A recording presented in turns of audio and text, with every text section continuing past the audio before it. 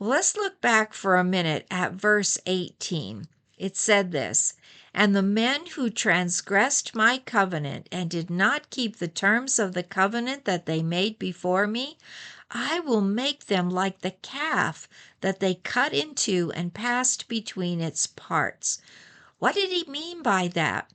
Well, you see, God takes covenants very seriously. He takes giving our word very seriously, but even more so, covenants.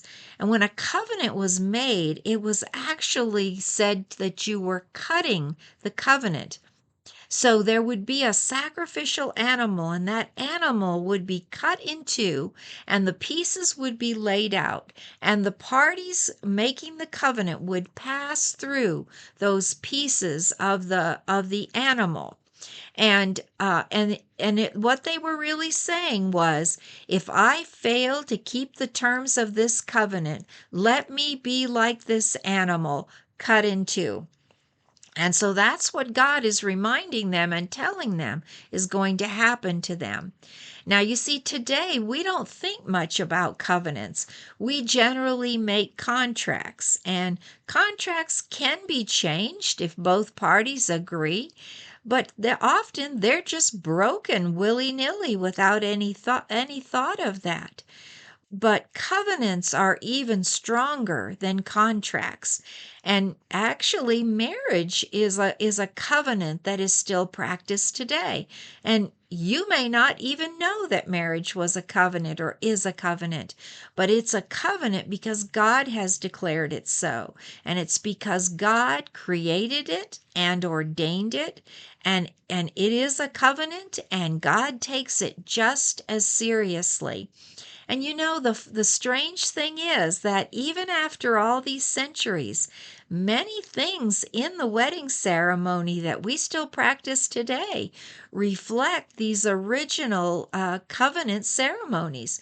There's generally a toast with wine or champagne, and that was representative of the blood of the animal.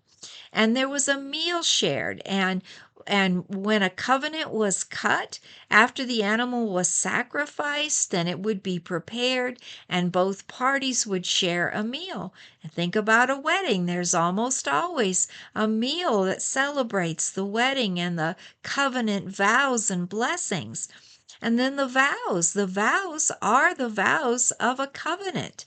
And in a covenant, the two parties would exchange something. They might exchange swords or belts or something else.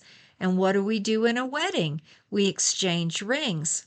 And even the center aisle that's in most traditional wedding ceremonies, that represents the passing through of the two pieces of the sacrifice. And the white runner means that it's holy ground.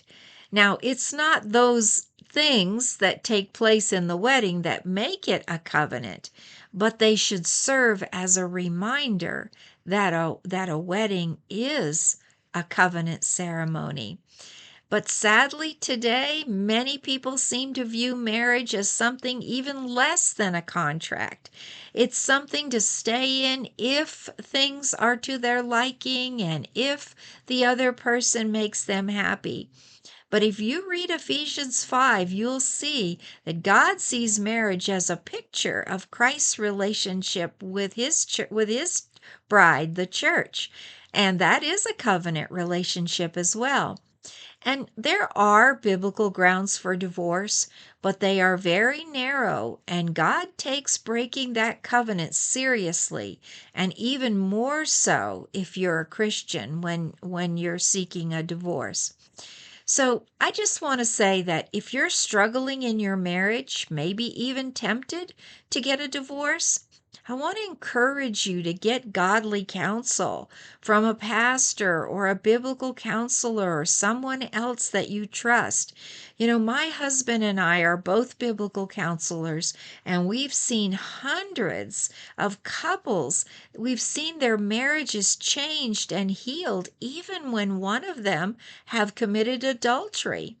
So, we do in-person counseling in our area, but we also do a fair amount of online counseling.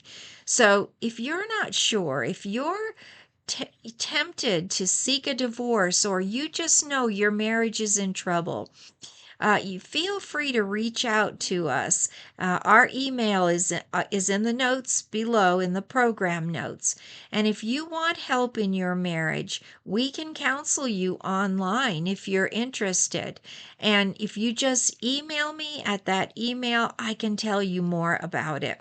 And if your spouse isn't willing, go reach out for yourself. One person can make a difference. And a lot of times, if one person will begin doing what they need to do, then the other person will begin to soften their heart and desire to come as well. Amen. So if that's you, or if you need counseling for any reason, for depression or anxiety or some other problem, send me an email and I'll be glad to tell you more about our counseling.